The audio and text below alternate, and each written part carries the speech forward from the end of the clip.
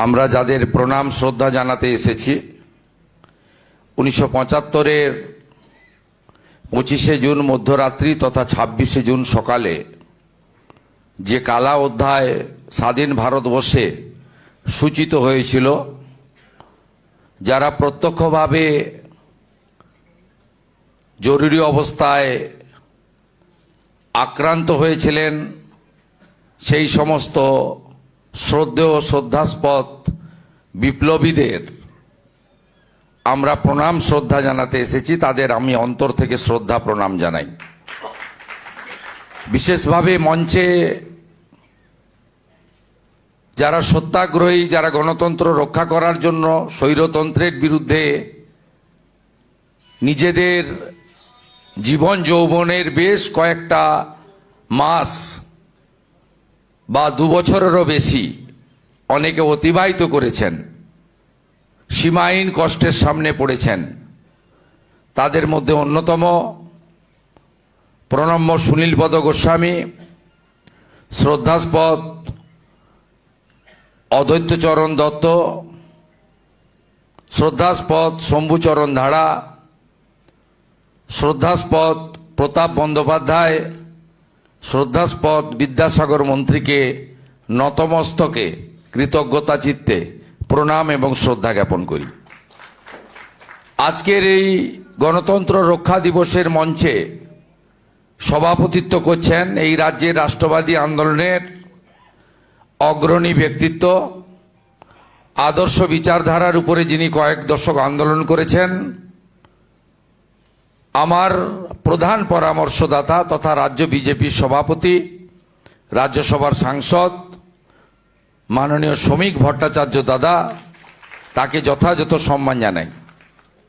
ভারতীয় জনতা পার্টির সাধারণ সম্পাদক সংগঠন অমিতাভ চক্রবর্তী, ভারতীয় জনতা পার্টির রাজ্যের প্রাক্তন সভাপতি তথা রাজ্যসভার সম্মানীয় সাংসদ রাহুল সিনহা এবং যিনি সঞ্চালনার দায়িত্ব নিয়েছেন প্রাক্তন কেন্দ্রীয় মন্ত্রী, ভারতীয় জনতা পার্টির রাজ্যের সহ সভানেত্রী সম্মানীয়া দেবশ্রী চৌধুরী সহ সমবেত সকলকে, সাংবাদিক বন্ধুদের, আয়োজকদের, স্বেচ্ছাসেবকদের প্রত্যেককে আমি ধন্যবাদ এবং কৃতজ্ঞতা জ্ঞাপন করি।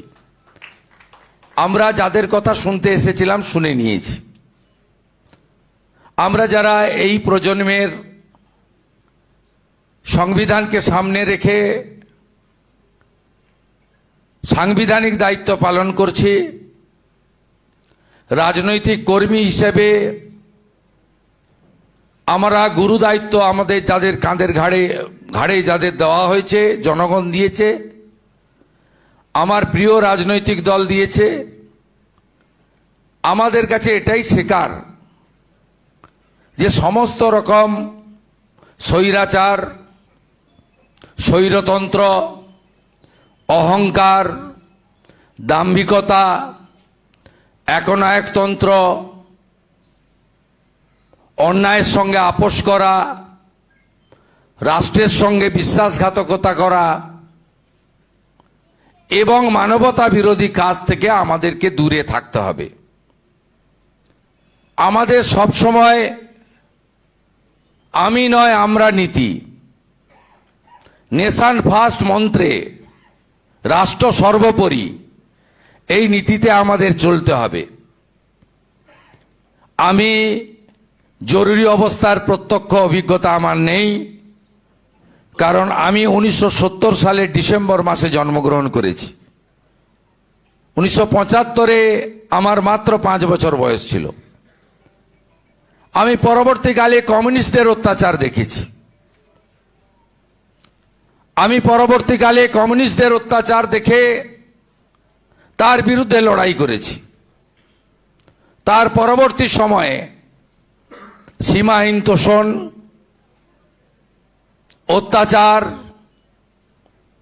এবং পশ্চিমবঙ্গকে কার্যত এই মহান ভারতবর্ষ থেকে বিচ্ছিন্ন করার এক অপচেষ্টা ডক্টর শ্যামাপ্রসাদ মুখার্জির সৃষ্টি এই বাঙালি হিন্দুর হোমল্যান্ড পশ্চিমবঙ্গে আমি দেখেছি। যারাই গণতন্ত্রকে ধ্বংস করেছে, যারাই গণতন্ত্রের বিপরীতে হেঁটেছে, যারাই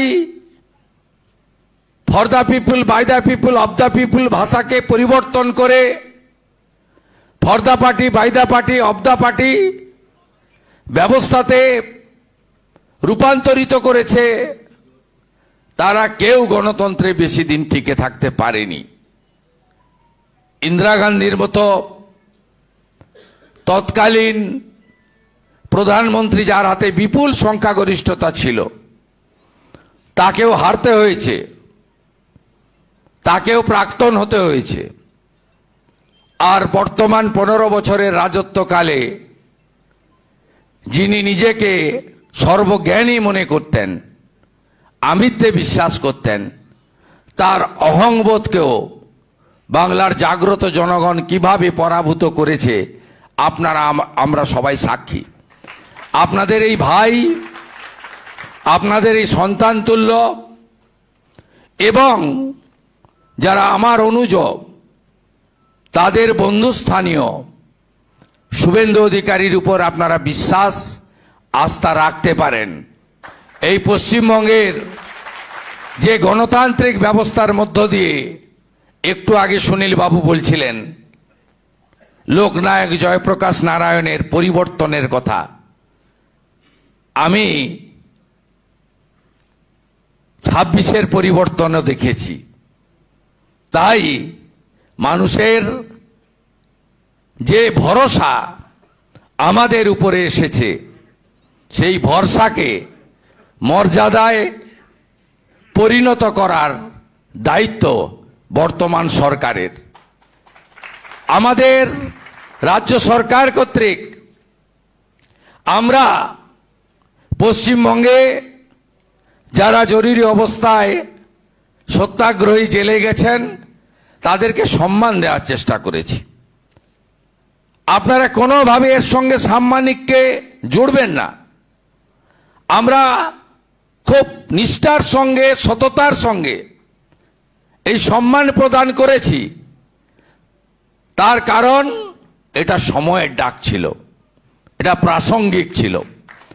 বর্তমান প্রজন্ম, আগামী প্রজন্মকে যদি আমরা না জানাতে পারতাম, তাহলে আজকে দীর্ঘদিন পরে আমরা এই অতীত ইতিহাস নিয়ে আলোচনা করতে পারতাম না। কথা বাড়াবো না, একটা কথাই বলবো, আগস্ট মাসের প্রথম সপ্তাহে সচিবালয়ের সভাগৃহে আপনাদের সকলকে ডাকবো।